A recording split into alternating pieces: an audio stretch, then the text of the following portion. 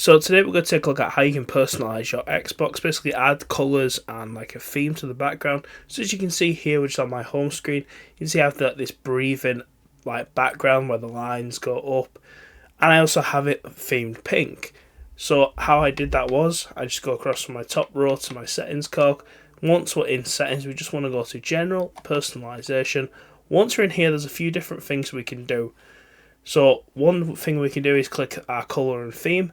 So I have my colour set to pink. There are a few different options that you can pick. So as you can see, these are the different colours that you can pick. And you can also set your system theme. I have mine dark. And if we scroll down to my background, there are a few different other options that we can pick. I personally quite like the dynamic background. So if you want to see the one that I have, you go to this section. Here is some like themes from games that you might own or have played. Some of these I don't know why they're here, because I've never played the PGA Tour. But nonetheless, you go up, go across to abstract, and I have this one called waves. And if you look at if you just hover over them, they will like show you what they look like. So there's some different ones that aren't really affected by colour, as you can see.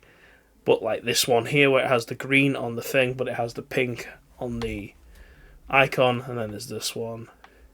There's quite a few different cool ones. I quite like these more to the game ones, but there are also some Xbox ones. If you want something like an OG Xbox 5, you can go across and add that one. If you want to look like the consoles, there's this one, Power Your Dreams. There's a few different other ones. There's this Xbox 360 one, which is quite cool, but it's a bit too in your face for me. But yeah, that's how you can personalise your Xbox.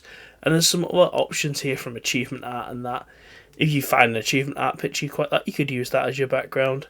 But yeah, that's how you personalise your Xbox, guys. Please like, comment, subscribe, and I'll see you next time.